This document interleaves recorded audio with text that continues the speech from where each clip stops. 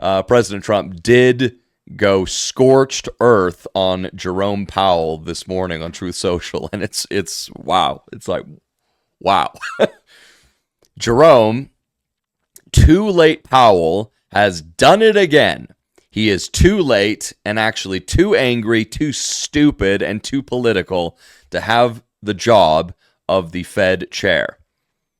And I posted, it's like, how about we just end the Fed, right? Before we, continue reading what President Trump says about Jerome Powell and Jerome's refusal to lower the interest rates, how about we just, end the Fed? That would be a really good direction to go. And I understand the process of incrementalism and gradualism is that you can have a really good goal, but in order to achieve that really good goal, it takes time to eventually reach it.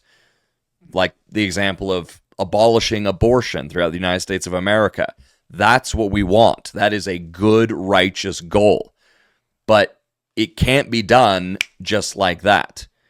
It takes time for the changing of culture and the changing of society and step-by-step incremental process to get us ultimately to that goal. We want to get back to traditional biblical marriage. That's what marriage is. Marriage is one man and one woman, a husband and a wife. We want to get back there. We want to get rid of all the sexual perversions of LGBT and all of that crap. It takes time. It took time to get into all of this crap. It takes time to work our way out of it. It took decades to slide down into these sewers. It's going to take years, possibly not multiple decades, but, it will take still nevertheless a decade plus, 10, 15, possibly 20 years to get out from it entirely. So we fight against this, but the goal of actually just getting rid of the Federal Reserve private bank, that's a really good goal. That's a very, very good goal, because when it comes to the Federal Reserve, there's a phenomenal book that I would highly recommend you all read, and the book is called the Creature of Jekyll Island. Okay, The Creature of Jekyll Island. There's an island, and of course it would be called Jekyll Island. Like, of course it would be. Like, it couldn't possibly be called anything else. If it was going to be called anything, it was going to be this image of, Dr. Jekyll and Mr. Hyde. So you have Jekyll Island on the East Coast, and in 1908, if I can remember all of these, years and details, you have 1908, where you have some of the wealthiest, most powerful men in all the world and families in all the world that met on Jekyll Island. And these families would include the Rothschilds, it would include the Rockefellers, the Morgans, and multiple others. We're talking about the wealthiest, most powerful people at the time. And these are people pushing. First of all, when it came to the United States of America, for these banking families, the United States was always the biggest threat to their power. And they needed to come up with a system that would put the United States in their pockets, quite literally, so that they would have control over the ultimate direction that this nation would go. And the ultimate direction that they desired it to go is in that new world order, global government direction. We're going the direction of globalism.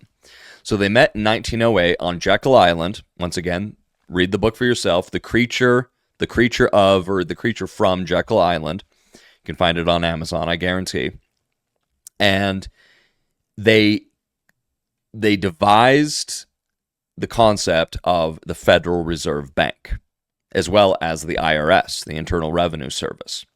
And it was under President Woodrow Wilson, who, like Barack Obama, you got Woodrow Wilson, who really did some very serious harm for the United States.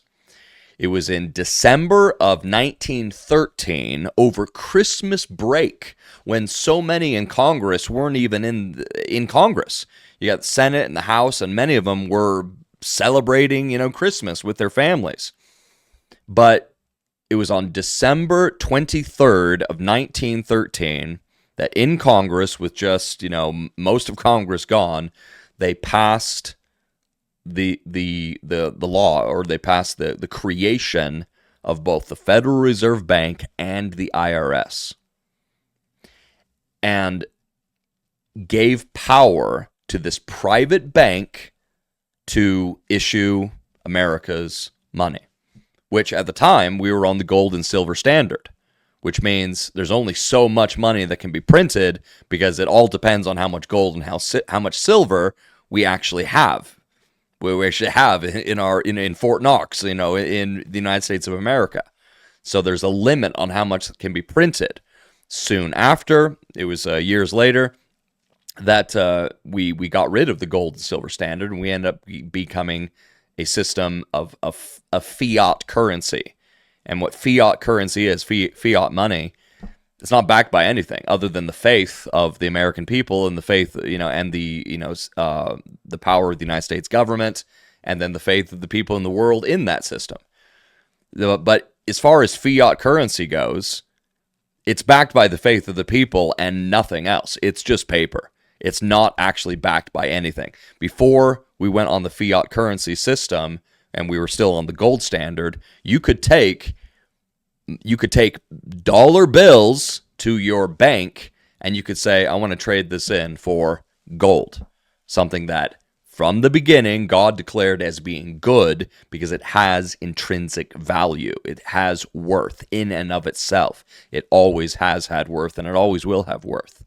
Even in the image of the holy city, the New Jerusalem that God creates for the righteous in eternity, the holy city is this image of gold. The streets are paved with it. It's always had value, even from the perspective of the Almighty God. He created it to have that intrinsic value. But that's the path of ultimately bringing the United States into the control of the globalists, of the private bankers, these very, very powerful globalist families. And it's ultimately the same thing that has allowed the United States to get into $37 trillion of debt. That couldn't have happened if we were on the gold standard. Because, once again, if you're on the gold standard, you can only print so much money. You can't just keep printing money, because it all depends on how much gold and how much silver you have. But as soon as you give power over to a private bank, and that's what you need to know about the Federal Reserve Bank. There's nothing federal about it.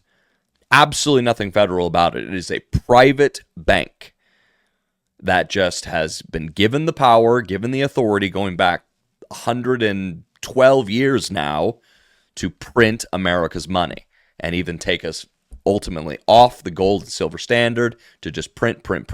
And now we're $37 trillion in debt.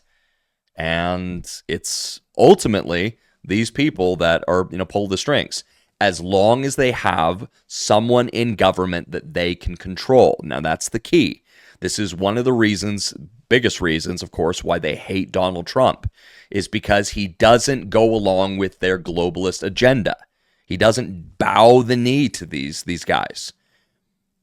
And I mean, it's a beautiful thing to see. But obviously, for months now, President Trump has been putting pressure on Jerome Powell, the current chairman of the Federal Reserve, to lower interest rates.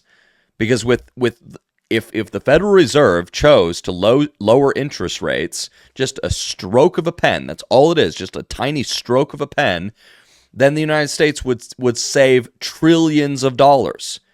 Instead of, trillions of dollars going down, just to paying on the interest of our debt, well, the interest would be lower, so we would pay less in interest, and then all of this extra money could be used to paying down the debt, like actually paying it down, or it could be used for infrastructure. It could be used actually for the good of America and our allies, but particularly the United States of America.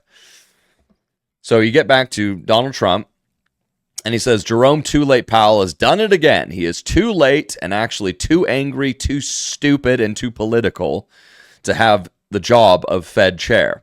He is costing our country trillions of dollars, in addition to one of the most incompetent or corrupt renovations of a buildings in the history of construction. Put another way, too late, Jerome Powell, too late, is a total loser, and our country is paying the price.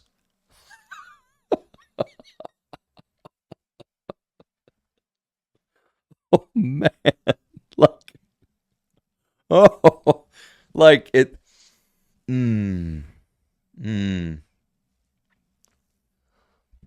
Oh.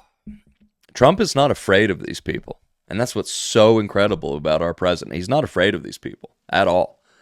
And it's a beautiful, beautiful thing to see. It's also a very dangerous path that he's walking. Now, God has saved the life of President Trump, and God is with President Trump, and I do believe will continue to be so. He will be with President Trump, as certainly as long as Trump is pushing for justice and mercy and goodness in this world, and that's what he's doing overall. But it is a very dangerous, path to walk. Trump knows this, obviously, because, they tried to, kill him over a year ago in Butler, Pennsylvania. But when it comes to JFK, ultimately, are we going to ever know every detail about what happened that day in Dallas, Texas, with the assassination of JFK?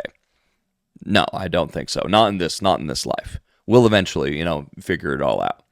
But what I can tell you is that only 2 weeks prior to Dallas, Texas, JFK put in an order with his authority as president of the United States. He put in an order to get America back on the gold standard, to ultimately begin the process of dismantling the Federal Reserve Bank. The order number, it's a really funny order. It's the order number is like 00001 or something like that. It's like it's this interesting number, and the order was really to get us off of the fiat system and get us back onto the gold and the silver standard. JFK did this. It was only like 2 weeks later that he was assassinated in Dallas, Texas. And then you get LBJ, who was horrible, awful, disgusting individual, and a globalist, very, very much so a globalist, the same president that then used money, the threat of money, to get churches and ministries to bow the knee to the government and say, okay, we won't be political anymore. We don't want to lose our tax exempt status. Same president, LBJ, Lyndon Baines Johnson. He's sworn in as president of the United States once it was confirmed that JFK was dead, and he was sworn in on Air Force One. And then the very first thing that LBJ did, very first thing as president, is that he rescinded this order from JFK to get us back onto the gold and silver standard. Very first thing that LBJ did.